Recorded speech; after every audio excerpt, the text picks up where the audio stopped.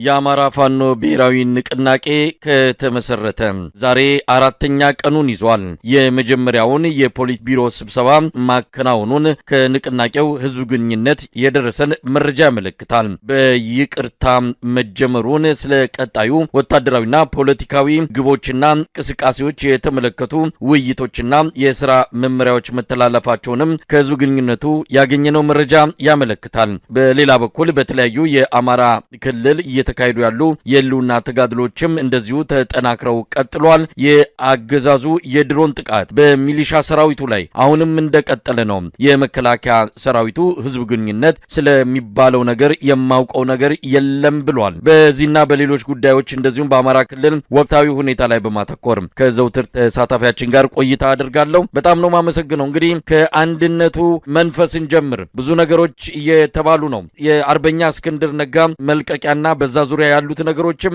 የተወሰነ ውዝግቦችንና አንዳንድ ሐሳቦች እንዲነሱ አድርጓል። ለማንኛውም ከመንፈሱና ካመጣው አጠቃላይ የህዝብ ስሜትና የደስታ መልእክቶች እንጀምርና እንዴት ነው አቀባበሉ? ህዝቡ እንዴት እየተቀበለ ነው? ከአማራ ክልል ባሻገር ስሜቱ በተለያዩ የኢትዮጵያ አካባቢዎችም በደስታ እየተገለጸ እንዳለ ነው የሰማ ነው። ምን ነገሮች አሉ? አመሰግናለሁ መሳይ። እንግዲህ የአማራ ፋኖ ብሔራዊ ንቅናቄ ከ4 ቀናት በፊት ከተመሰረተበት ቀን ጀምሮ በተለይ በዋናነት በአማራ ክልል ከፍተኛ የሆነ ህዝባዊ ድጋፍ እንዳገኘና በመከላከያ ሰራዊቱም ላይ ከፍተኛ ፍርሃትና ስጋት እንደተፈጠረ ይሄን ተከትሎም በርካታ የሰራዊቱ አባላት ትጥቃቸውን እንደያዙ የሻምበል መሪዎች፣ የመቶ መሪዎች፣ የመቶ አለቆች፣ የ10 አለቆች ጦራቸውን እያያዙ ከፋኖ ኃይሎች ጋር እየተቀላቀሉ እንደሆነ እና መከላከያው የብልጽግና መንግስትን ከፍተኛ ስጋትና ፍርሃት ውስጥ እንደወደቀ ነው መረጃዎች እያመላከቱ የሚገኙት። በተለይ አማራ ክልል ላይ ሰልፍ ሳይቀር የተወጣበት በጎጃም እንዲሁም በባህር ዳር ከተማ ህዝቡ በይፋ ሪችስ ሲተኮስ የታየበት ሁኔታ ነው ያለው። እንዲሁም በሰሜን ሸዋ የአማራ ፋኖ ብሔራዊ ንቅናቄን መመስረት ተከትሎ ወጣቱ የአካባቢው ነዋሪ በየፋኖ በማይቆጣጠራቸው ቦታዎች ሳይቀር የድጋፍ ሰልፍ ወጥቶ ከአማራ ፋኖ ብሔራዊ ንቅናቄ ጋር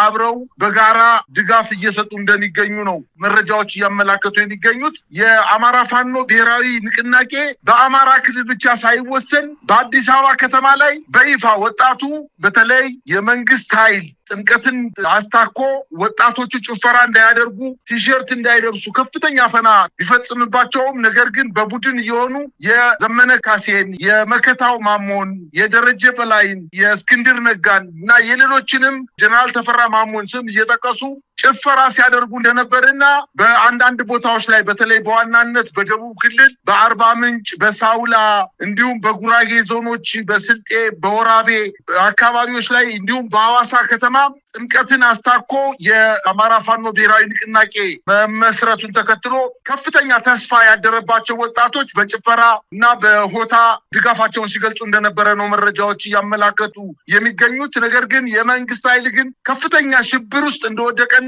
አሁን እየተጠቀመ ያለው ነገር ምንድነው? ምንም በሌለበት የአማራ ፋኖ ብሔራዊ ንቅናቄ መመስረቱን ተከትሎ ፍጹም ጨዋነት በተሞላበት አንተ ትብስ ተባብለው አመራር የተመራረጡ ቢሆንም ነገር ግን ፈለገ አጣ። ይሄንን በማጣቱ ምክንያት በጣም የተበሳጨው ኃይል እንደው ትንንሽ ችግሮችን ነቅሶ አውጥቶ በመካከላቸው ክፍተት እንደተፈጠረ እና እንዳለ ለማስመሰል ገና ዛሬ ተመስርቶ 24 ሰዓት ሳይሞላው ፈረሰ እያሉ የመንግስት ደጋፊ ሚዲያዎች በተለይ እነዚህ የመንግስት የሳይበር ሚዲያዎች ከፍተኛ የሆነ ቅስቀሳ እያደረጉ ነው። እንደው ላም ባልዋለበት ኩበት ለቀማ ሆኖ ነው የዋለባቸው። እነሱ ስራ ላይ ናቸው። የአማራ ፋኖ ብሔራዊ ንቅናቄ አመራሮች ስራ ላይ ናቸው። ስራ ላይ መሆናቸውንም ዛሬ በተጨባጭ አስመስክረዋል። የፖሊስ ቢሮ አባሉ ተሰብስቦ ከዚህ በፊት እርስ በርሳችን በቃላት ተወራውረን አንዱ አንዱን ኮንኗል። ሁለተኛ አልፎም በተወሰነ ቦታ ላይ ደግሞ ሳሶችን ተወራውረን መሞት የማይገባቸው ታጋይ ወንድሞቻችን ተሰውተዋል። አሁን የበለጠ ወደ ውጊያ የምንገባበት ከጀርባችን ሊጠብቀን የሚችለው ኃይል በመተማመን በምንፈልግበት አቅጣጫና በምንፈልገው መጠን ይህን ስርዓት ለመምታት ያመቸን ዘንድ መጀመሪያ ስብሰባውን በዋናነት የተከፈተበት ዋነኛ ምክንያት ይቅር መባባል አለብን በማለታቸው ይቅር ተባብለው ስበርሳቸው ተዋደው ችግሮቻቸውን አስወግደው ወደ ዋናው ተግባራቸው ለመሄድ በዛሬው ዕለት ስብሰባቸውን አጠናቀው መግለጫ ሰጥተዋል። ይህም መግለጫ ተከትሎ የመንግስት ሚዲያ ደጋፊዎች ያሰራጩት ወሬ ሐሰት እንደሆነና እስክንድርም ቢሆን ያቀረበው ጥያቄ እኔ ዋናነት ድርጅቱ መመስረቱን ነው የምፈልገው። ለዚህ ድርጅት መመስረት ከፍተኛ የሆነ ዋጋ ከፍያለሁ። ነገር ግን በአመራርነትና በፖሊስ ቢሮ አባልነት ለመቀጠል ፍላጎት የለኝም። ምናልባትም ከኔ የተሻለ አቅምና ጉልበት ያላቸው ሰዎች ቦታውን ቢይዙት፣ እኔ ግን በአባልነት እቀጥላለሁ። ድርጅቱን ግን በመመስረቱ እጅግ በጣም ደስተኛ ነኝ። አብረን ታግለን ይህን ስርዓት እናስወግዳለን በማለት መግለጫ ቢሰጥም እነሱ ግን እየሰነጠቁ ሰበዝን እንደመሰንጠቅ ያክል ነገሩ ቃላቶችን እየሰነጠቁ እስክንድር ነጋ ከድርጅቱ ወጥቷል፣ ቅሬታውን አሰምቷል። አልፎም ተርፎም በጣም የሚገርመው ነገር እነ ደረጀና እነ ሌሎች አመራሮች በስራ አስፈጻሚ ደረጃ አልተሾሙም፣ እነዚህ ቅሬታ አንስተዋል በማለት ገና ተናግረው ሳይጨርሱ እነ ደረጀ በላይ በሚዲያ ወጣው እኛ ልጆቻችንን የሰዋንበት ድርጅት ነው፣ በዋናነት እየታገልን ያለነው ለዚህ ጫካ ውስጥ ለሚገኝ ስልጣን አይደለም፣ ለአማራ ህዝብ ነጻነት፣ ለአማራ ህዝብ በሰላም የመኖር መብት ነው እየታገልን ያለነውና ስልጣን ምናችንም አይደለም፣ ልምድ ተሞክሮ ላላቸው ሰዎች አሳልፈን የሰጠን በፍቃዳችን የሰጠን ነው በማለት መግለጫ የሰጡ መሆኑን ሲሰሙ እንግዲህ ምን ሊሉ እንደሚችሉ አልገባኝም። ነገር ግን እያንዳንዱ የሚዲያ ፕሮፓጋንዳ ክሽፈት እየደረሰበት እንደሆነ ነው መረጃዎች እያመላከቱ የሚገኙት። እንግዲህ የአርበኛ እስክንድር ነጋን በተመለከተ አርበኛ መከታው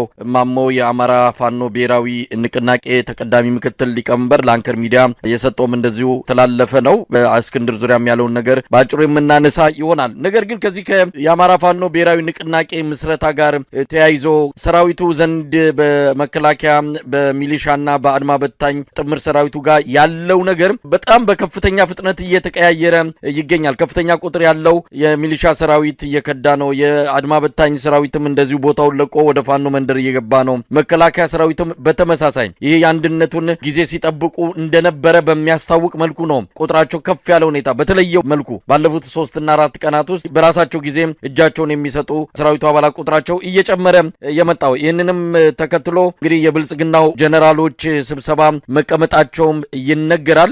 ምክትል ኤታ ማጆር ሹም ጀነራል አበባው ታደሰ በአፋጣኝ ነው ደብረ ብርሃን ሰሜን ሸዋ መግባቱ የተገለጸው። ጀነራል ሹማ አብደታም እንደዚሁ ከሌሎች የዞን አመራሮች ጋር በመሆን ያለውን ሁኔታ እየገመገሙ እንዳለም ነው የሚነገረው። ጀነራሎቹ በዚህ አይነት መልኩ ሚሊሻው እየከዳ መሆኑ አስደንግጧቸዋል። ስለዚህም የአማራ የጸጥታ አመራሮችን ሰብስበው በአስቸኳይ እርምጃ እንዲወስዱ ነው እየጠየቁ ያሉት። የአማራን ክልል አጠቃላይ ወታደራዊም ሆነ የጸጥታ ሁኔታ የተቆጣጠረው መከላከያ ነው። እንደውም ፖለቲካ አመራሮችም የበለጠ ፖለቲካውንም እየዘወሩ ያሉት የአብይ አህመድ ጀነራሎች ናቸው። ይሄ ሁሉ ነገር በእነሱ አይን ስር ነው እየተፈጸመ የሚገኘው። ለማንኛውም የሰራዊቱ መክዳት በውጊያ ከሚገኙ ምርኮኞች ባሻገር በራሳቸው ጊዜም በስፋት እየመጡ ነው። በተለይ የአንድነት ዜናው ከተበሰረ በኋላ በዚህ ላይ ምን መረጃዎች አሉ?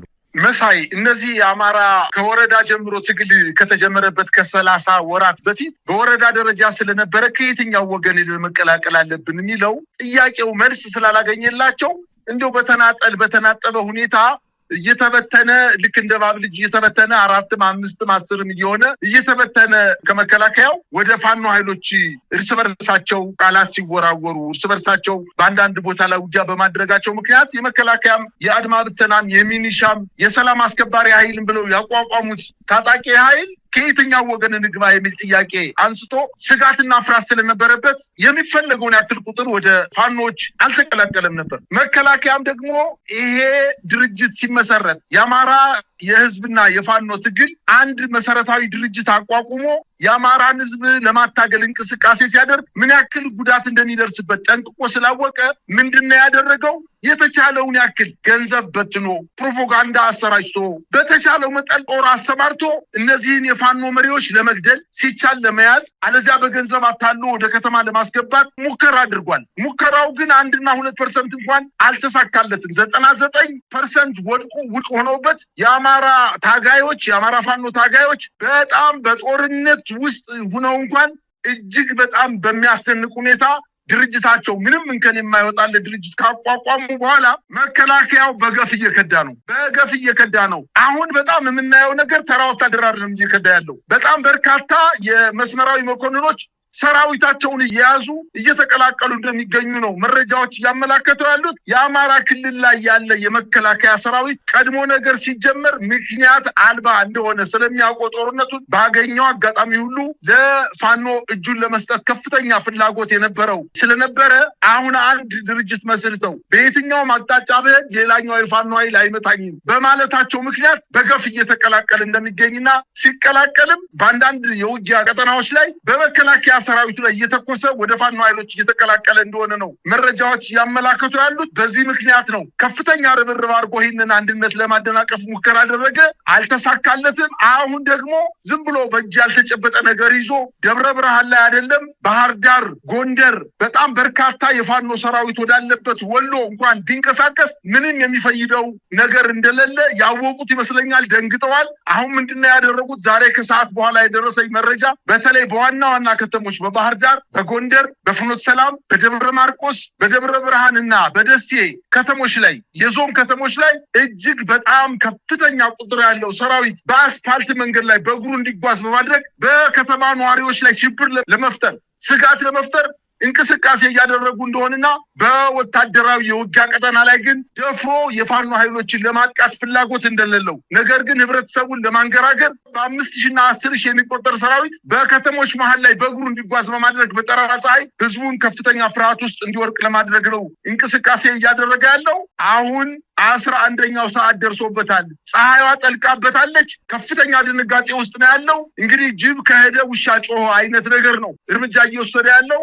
ኤታማጆር ሹሙም ምክትል ኤታማጆር ሹሙም ጠቅላይ ሚኒስትሩም የአማራ ብልጽግናም ከእንግዲህ በኋላ ከእጃቸው ያመለጠ ከጠርሙሱ የወጣ ጅኒ ስለሆነ ፋኖን ከእንግዲህ በኋላ በእጃቸው መጨበጥ አይደለም ፊት ለፊት ተያይተው ውጊያ ማድረግ እንደማይችሉ ነው መረጃዎች እያመላከቱ ያሉት። ሰራዊቱም የፋኖ ሰራዊትም ከፍተኛ ደስታ ተሰምቶት እየተቀላቀለ ከዚህ በፊት ተገናኝቶ የማያውቁ ኃይሎች እየተገናኙ በጭፈራ ደስታቸውን እየገለጹ እንደሚገኙና በተለይ በተቆጣጠሯቸው አካባቢዎች ጥምቀትን አስመልክቶ ጣና ዘገሊላን አስመልክቶ የሚካኤል ታቦት በትናንት በሚገባባቸውና ፋኖች በተቆጣጠሯቸው አካባቢዎች ሰራዊቱ ከፍተኛ ጭፈራ ሲያደርግ እንደዋለና ይሄም ከፍተኛ ስጋት እንደፈጠረበት ነው እየተመላከተ የሚገኘው። መሳይ እንግዲህ በዚህ መሃል ነው ውጊያዎች እየተካሄዱ የሚገኙት። በነገራችን ላይ አገዛዙ እየፈጸመ ያለው የድሮን ጥቃት ከቅርብ ጊዜ ወዲህ በገዛ ሰራዊቱ ላይ በገዛ ሚሊሻ አባላቱ ላይ እየተፈጸመ ያለበት ሁኔታ አነጋጋሪ ሆኗል። የጉዳዩን በተመለከተ የመከላከያ ቃል አቀባይ ተጠይቀው ስለዚህ ጉዳይ የማውቀው ነገር የለም የሚል ነገር ነው የተሰማው። ነገር ግን በስህተት መፈጸሙን በተለይም ዋግምራ አካባቢ ያሉ የብልጽግና አመራሮች መግለጻቸውና እንደውም በስህተት ለምን ይባላል የሚል ጥያቄ ሁሉ ማንሳታቸው የተገለጸ ባለበት በዚህን ወቅት ነው መከላከያ ቃል አቀባይ የማውቀው ነገር የለም የሚል ምላሽ እየሰጡ የሚገኙት። ከ200 ሚሊሻዎች በላይ ነው በተለይ በዋግምራ አካባቢ የተገደሉት። ቁጥራቸው እየጨመረ መምጣቱን ተሰምቷል። በሌላ አካባቢም እንደዚሁ የሚሊሻ ሰራዊት ላይ የአብይ አህመድ ድሮኖች ጥቃት እየፈጸሙ ነው። በስህተት የሚለው ቃል እንዴት ንን ድርጊት ሊወክል እንደሚችል ራሳቸው የብልጽግና ሰዎችም ግራ ገብቷቸዋል ነው የተባለው። ባለፈው ዓመትም ከ130 በላይ ነው የመከላከያ ሰራዊት በድሮን ቴክኒሻኖች ስህተት ተብሎ በከፍተኛ ጥቃት የተገደሉት። ይህም ጉዳይ የሚሊሻ ሰራዊቱን በገፍ ወደ ፋኖ እንዲገባና መንግስትን እንዲቃወም እያደረገው እንዳለ ነው የምንሰማው። በአጠቃላይ ውጊያዎች እየተካሄዱ ነው። በተለያዩ ቀጠናዎች የሚደረገው ውጊያ እንደተለመደው በከፍተኛ ምርኮኞች እንደዚሁም የከባድ መሳሪያዎች በቁጥጥር ስር በማስገባት እንደቀጠሉ ነው ለማወቅ የተቻለውና ዝርዝሩን ይዛቸዋል። ወደ አንተ ልምጣ። አውደ ውጊያዎችን ከመዘገቤ በፊት መሳይ አንተ ያቀረበው አንድ መረጃ አለ። በዋግምራ ዞን ሳህላ ሰይንት ወረዳ ጥር 7 ቀን 2018 ዓ.ም በሚኒሻዎች ላይ የተፈጸመው የድሮን ጥቃትን አስመልክቶ በጣም በርካታ ሚዲያዎች የተለያየ ቁጥርን መዘገባቸው ይታወቃል። በተለይ ቢቢሲ የዘገበው ከ36 በላይ የሚኒሻ አባላት በጦር ካምፓቸው ላይ ለውጊያ ስምሪት እየተሰጡ በነበረበት ሰዓት እና በቅርብ ርቀት የመከላከያ ሰራዊት ካምፕም እያለ የድሮን ጥቃት በአዳራሽ ውስጥ ተቀምጠው መፈጸሙን አስመልክቶ ቢቢሲ ከዛው አካባቢ የወረዳ አመራር የጤና ጣቢያ ባለሙያዎችን ዋቢ በማድረግ መጥቀሱ ይታወቃል። ነገር ግን ይህንን ተመልክቶ የመከላከያ የህዝብ ግንኙነት ኃላፊ ብርጋዴር ጀነራል ጌትነት አዳነ ከብዙ ወራት መጥፋት በኋላ ዛሬ ይሄ ዜና አየር ምድሩን በመሙላቱ ለዚህ ማስተባበያ ለመስጠት ብቅ በማለት የሰማነው ነገር የለም። የተፈጸመና የተጎዳ ሰውም የለም። የድሮን ጥቃት እንደተፈጸመ ምንም መረጃ የለኝም በማለት ይዘግብ እንጂ በወረዳው የነበሩ የራሱ የብልጽግና የወረዳ አመራሮች እና በሆስፒታል ላይ በተወሰነ ደረጃ ቆስለው የገቡ ሰዎች መረጃ አድርጎ በርካታ አንዳንድ ሚዲያዎች ከ114 በላይ የሚኒሻ አባላትና በሚኒሻዎች ላይ ምግብ ዝግጅት ሲያደርጉ የነበሩ ሴት እናቶች የምግብ አብሳይ እናቶች አብረው እንደተመቱና ከ114 በላይ ህይወታቸው እንዳለፈ በአንዳንድ ሚዲያዎች ደግሞ ከ200 በላይ ሚኒሻዎች ሙትና ቁስለኛ እንደሆኑ በማለት መረጃዎች ከራሱ ከብልጽግና አመራሮች የወጣ መሆኑን እየታወቀ ነገር ግን ይሄ ነገር በፍጹም አልተፈጸመም በማለት ክህደት ተፈጽሞበታል። እንግዲህ እነዚህ ሰዎች ሞት የውሻ ሞት ሆኗል ማለት ይቻላል። አሁንም በተጨማሪ በደቡብ ወሎ ዞን የድሮን ጥቃት ተፈጽሞ የራሱን አድማ ብተና ካምፕ መጥቶ ከ30 በላይ የአድማ ብተና ኃይሎች እንደተገደሉ መረጃዎች እያመላከቱ ነው የሚገኙት። ይሄ ነገር በጣም በተደጋጋሚ ሁኔታ እየተደገመ በተለይ በምስራቅ ጎጃም አካባቢ ከዚህ በፊት የራሱን ወታደራዊ ካምፕ እንዳጠቃ በጎንደር ምዕራብ ጎንደር አካባቢ ደግሞ በምርኮ ላይ የነበሩና በሰሜን ወሎ አካባቢ በምርኮ ላይ የነበሩ የራሱ የመከላከያ ሰራዊት አባላት ፋኖ የማረካቸውን እና ቁስላቸው እየጠገገ የነበሩ ፋኖች ከወደቁበት አንስተው ያከሟቸው የነበሩ የመከላከያ ሰራዊት አባላት ካምፕ አድርገው በተቀመጡበት ላይ የድሮን ጥቃት በመፈጸም በራሱ ሰራዊት ላይ ግፍ የፈጸመ ስርዓት እንደሆነ በርካታ የአማራ ህዝብ በአይኑ ያየው በጠራራ ፀሐይ የተፈጸመ ስለሆነ የግንኙነት ኃላፊው የሰጠው መግለጫ ማስተባበያ በአማራ ህዝብ ዘንድ በፍጹም ተቀባይነት እንደሌለው ነው መረጃዎችን ማመላከቱ የሚገኙት። በተያያዘ ዜና ግን አሁንም የፋኖ ኃይሎች የድሮን ጥቃት ሳይደርስባቸው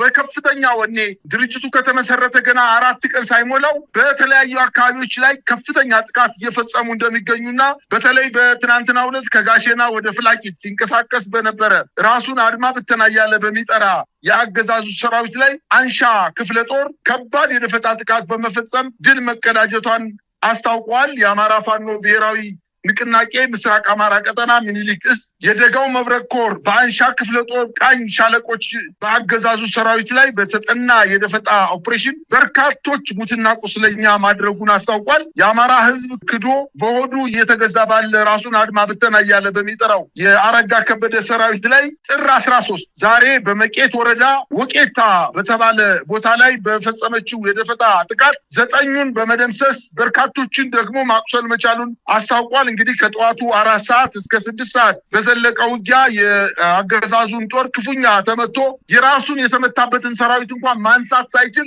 መቄት ወደ ተባለ ቦታ ላይ ተዝረክርኮ እንደተመለሰ ነው መረጃዎች እያመላከቱ የሚገኙት መሳይ። እንዲሁም በትናንትናው ዕለት ጥር 12 2018 ዓመተ ምህረት በድላንታ ወረዳ አንጣጉና ቀበሌ ላይ ከቀኑ 7 ሰዓት እስከ ምሽቱ 1 ሰዓት ተኩል በዘለቀ አውደ ውጊያ በብርሃኑ ጁላ የሚመራው የብልጽግና መከላከያ ሰራዊት ከ29 በላይ የመከላከያ ሰራዊት መደምሰሱንና ከ47 በላይ ቁስለኛ መደረጉን ይሄ ውጊያ በጣም ፈጣንና እጅግ በጣም አስደናቂ ድል የተገኘበት እንደሆነ የህዝብ ግንኙነቱ አስታውቋል። እንግዲህ ከጉባ ላፍቶ ወረዳ ፉታበር ከተንታ ወረዳና ከድላንታ ወረዳ በገፍ አሰባስቦ በ3 አቅጣጫ የመጣን ጦር መቀበሪያው አድርጎታል በማለት ነው መግለጫው የሰጠው። የአገዛዙ ሰራዊት የጽናት ክፍለ ጦር ፋኖች ከበባ ውስጥ በማስገባት ከባድ ጉዳት ያደረሱበት ሲሆን ከፋኖች የደረሰውን የተጠናከረ ረጅም ሰዓታት የፈጀ ድብደባ መቋቋም የተሳነው የፋሽስቱ ሰራዊት አዳሩን አመራሮቹ ራስህን አውጣ የሚል ትዕዛዝ ተሰጧቸው ተበትኖ ወደ መጣበት እንደተመለሰ ነው መረጃዎች እያመላከቱ የሚገኙት። በሌላ ዜና እንዲሁም በትናንትናው ዕለት በማዕከላዊ ጎንደር ዞን በላይ አርማጭሆ ወረዳ ማሰሮ ደንብ ተብላ በምትጠቀሰው ከተማ ላይ ደጃዝማች 4ኛ ኮር ከጠዋቱ 12 ሰዓት ዳንጉሳ ቀበሌ ሽመል በር በተባለ ቦታ የኮሩ ልዩ ዘመቻና የተከዜ ክፍለ ጦር በፈጸመችው ማጥቃት በ92ኛና 77ኛ ክፍለ ጦሮች ላይ እንዲሁም በአንድ ሻለቃ አድማ ብተና ላይ ጥቃት በመፈጸም ከ70 በላይ የአገዛዙን ጦር መደምሰስ ሲችሉ ከ40 ከ40 በላይ ማቁሰላቸውንና በተደረገው ውጊያም በርካታ የጦር መሳሪያ የቡድንና የነፍስ ወከፍ የጦር መሳሪያዎችን መማረክ መቻላቸውን አስታውቋል። የፋኖ ኃይሎች በተቆጣጠሯቸው አካባቢዎች የጥምቀትን በዓል አስታከው የመከላከያ ሰራዊቱ ለማጥቃት በተንቀሳቀሰባቸው አካባቢዎች ላይ ከፍተኛ ምት እየተመታ ወደ ኋላ እያፈገፈገ እንደሆነና በተለይ ውጊያዎች በሚደረጉበት አካባቢ የመቶ መሪዎች የሻለቃ መሪዎች እንዲሁም 50 አለቆች 10 አለቆች እንዲሁም የጋንታና የቡድን መሪዎች ከሰራዊቱ በማፈንገጥ እና በመጥፋት ወደ ፋኖ ኃይሎች በገፍ እየተቀላቀሉ እንደሆነ መረጃዎች እያመላከቱ ይገኛሉ። እንግዲህ በአማራ ፋኖ ብሔራዊ ንቅናቄ አፋብን ምስረታን እንደዚሁም አንዳንድ ጉዳዮችን በተመለከተ የኢትዮጵያን አጠቃላይ የመጪውን የትግል ጊዜ አጠቃላይ የፖለቲካ ሁኔታ ይቀይራል የሚል ግምት ያላቸው አንዳንድ ጽሁፎች እየወጡ ይገኛሉ። አንዳንዱ አሁንም የአማራ ፋኖን በኤርትራ መንግስት ተላላኪነት ሊፈርጁ ወይም የኤርትራ መንግስት በሶስተኛ ወገን ኢትዮጵያ ምድር ላይ ጦርነቱን እያካሄደ በፋኖ አማካይነት እያካሄደ ነው የሚል ድምዳሜ የሚሰጡ ግብጽ በረጅም እጇ ድጋፍ የምታደርግ አድርገው የሚያስቡ የብልጽግና መንደር ሰዎች እንዲሁም ከብልጽግናው ባሻገር በነጻ ሚዲያ ስም የሚንቀሳቀሱ አንዳንድ ተቋማትም ፋኖን በዚህ ደረጃ የሚገልጹበት ሁኔታ እጅግ የተሳሳተ ብቻ ሳይሆን ፋኖ ለቆመለትና ግብ አድርጎ ለሚንቀሳቀስለት ዓላማ ክብር ያለ መስጠት ከዛም ባለፈ እውቅና ላለመስጠት የሚደረግ መፍጨርጨር ነው ብሎ መውሰድ የሚቻል ጉዳይ ነው። ፋኖ ወደዚህ ትግል ሲገባ በኤርትራና በአብይ አህመድ አገዛዝ በኩል ኩርፊያ እንኳን አልነበረም።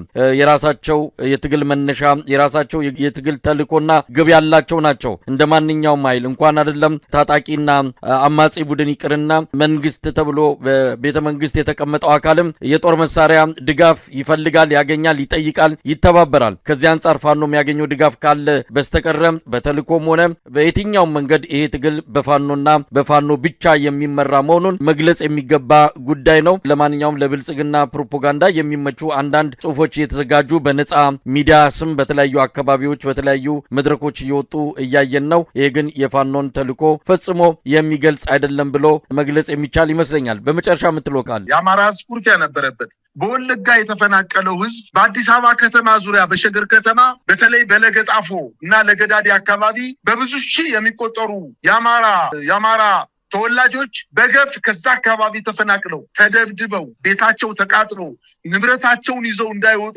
ሲደረግ የአማራ ህዝብ ዝም ያለው ነገ ይህ መንግስት ከፍተኛ ስጋት ስላለበት ከህወሓት ኃይሎች ጥቃት ሊፈጸምበት ይችላልና እስኪ ትንሽ እንታገሰው በማለት በትዕግስት ተጠበቀው እንጂ ኩርፊያማ ነበረው። ይህን ኩርፊያ ግን መጨረሻ ለሀገር ይቀድማል፣ ከኛ ኩርፊያ ሀገር ይቀድማል በማለት የመከላከያ ሰራዊቱን በትግራይ ክልል እንደዛ በጣም በሌሊት በ10 ሺዎች የሚቆጠሩ የመከላከያ ሰራዊቶች ሲገደሉ ከመከላከያ ጎን ነው የአማራ ፋኖ ብቻ አይደለም፣ የአማራ ህዝብ አጠቃላይ የአማራ ህዝብ ከመከላከያ ጎን በመቆም እያበላ እያጠጣ የቆሰለውን እየተሸከመ ስንቅ አህያ እየተሸከመ እየወሰደ እያደረሰ አሁን ላለበት ስልጣን ወንበር ያቆየው የአማራ ህዝብ ነው ነበረ።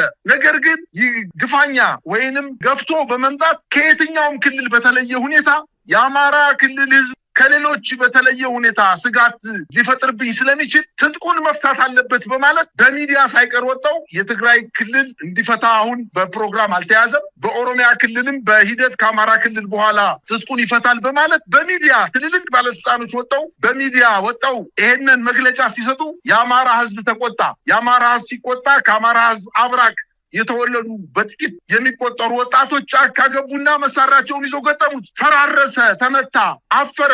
አሁን የአማራን ክልል ህዝብ ጀግና ላለማለት አንዴ ሻዕቢያ ይላል፣ አንዴ ህወሓት ኃይሎች መቱኝ ይላል፣ አንዴ ከኤርትራ መንግስት ተላላኪ ነው ይላል። የአማራ ህዝብ ከበቂ በላይ ምክንያት አለው። ይህን ስርዓት ፊት ለፊት ለመጋፈጥ ዝም ብሎ ከመሞት ታግሎ መሞት ይሻላል ብሎ ጫካ የወጣ ህዝብ እንደሆነ አሁን ባየናቸው 30 ወራቶች ውስጥ የአማራን ህዝብ እንዴት እየጨከነበት እንደሆነ እዛው እኛ ስንፈራ የነበረው በወለጋ ያለው አማራ እንዴት ነው ጨርሰው የሚገሉት? በሐረር አካባቢ በአርሲ አካባቢ ያለው የአማራና የኦርቶዶክስ ተወላጅ ማህበረሰብ እንዴት እየጨፈጨፉት እንደሆነ ዝም ሲል እዛው ፍንጫው ላይ ቤቱ ሂዶ በር እያንኳኳ ሴቶችን ደፈረ፣ አዛውንቶችን ገደለ፣ ቤተክርስቲያንን አቃጠለ፣ በመስጊድ ላይ ተጸዳዳ፣ ሽማግሌዎችንና ታዋቂ ግለሰቦችን አስፋልት ላይ አውጥቶ ረሸነ። ከዚህ በላይ ምን ምክንያት ይኖራል ይህን ስርዓት ለመታገል? ስለዚህ አሁን ለሽንፈቱ የእናቴ መቀነት ጠለፈኝ ያለ የተለያየ ምክንያት እየሰጠ ያለው በአማራ ክልል ህዝብ ላይ የደረሰበትን አጠቃላይ ሽንፈት መዋጥ አልቻለም። እንዲውጠው ተገዶ እንዲውጠው ግን የአማራ ኃይሎች አንዱ ነው መጠውበታልና በአጭር ጊዜ ውስጥ ያስወግዱታል። ነገር ግን የሻዕቢያ ተላላኪ፣ የግብጽ ተላላኪ፣ የህወሓት ተላላኪ ይበል እንጂ የአማራ ክልል ህዝብ ከግብጽም በላይ ነው። ምክንያቱም በአባቶቻችንና በአያቶቻችን ግብጽን መተው አሳፍረው በመሬታቸው የመለሰው የአማራ ህዝብ ነው። ሻዕቢያም ቢሆን ከአማራ ህዝብ በላይ ምክንያት የለውም ይህን ስርዓት ለመግጠም። ወንዝ ተሻግሮ አልመጣም። የህወሓት ኃይሎችም ቢሆኑ ከኛ ያልተናነሰ በደል የደረሰባቸው ህዝቦች በመሆናቸው ህብረት ፈጥረው ይህን ስርዓት ቢወጉት በፍጹም ምክንያት አልባ ነው ማለት አይቻልም። በአጠቃላይ ግን የአማራ ክልል ህዝብ በዚህ ስርዓት ላይ በቡድን ብቻ ሳይሆን አጠቃላይ ህዝቡ በ60 ሚሊዮን የሚቆጠር ህዝብ ይህን ስርዓት የማይፈልግ መሆኑንና ከፋኖ ኃይሎች ጋር ደስታውን አንድ ስለሆኑ ደስታውን እየገለጸ ወደፊቱም ደግሞ አብሮ ታጥቆ የአባቱ ጡረተኛ ወታደሮችን ሳይቀር አስታጥቆ ወጣቶችን አስታጥቆ ሴቶችን አስታጥቆ ወደፊት እየገፋ እንደሚመጣ ነው ተስፋ የማደርገው። መሳይ በጣም ነው የማመሰግነው። እንግዲህ የድርጅቱን አመራሮች ቀደም ሲልም ተቀዳሚ ምክትል ሊቀመንበር አርበኛ መከታው ማሞን እንደዚሁ በድርጅቱ ምስረታና አንዳንድ ጉዳዮች ላይ ያነጋግረነዋል። ሌሎችም አመራሮች ወደፊት እንደሚመጡ ነው። እንዲሁም መሀል ላይ ሆነው ሲሸመግሉ የነበሩ አስታራቂ አሸማጋይ የሆኑ አካላትንም እንደዚሁ አቅርበን እንዴት ነበረ፣ ምን ታስበዋል፣ ምን ይደረግ፣ ከማን ምን ይጠበቃል የሚሉትን ጨምሮ በበርካታ ጉዳዮች ላይ የምንወያይ ይሆናል። በጣም ነው የማመሰግነው።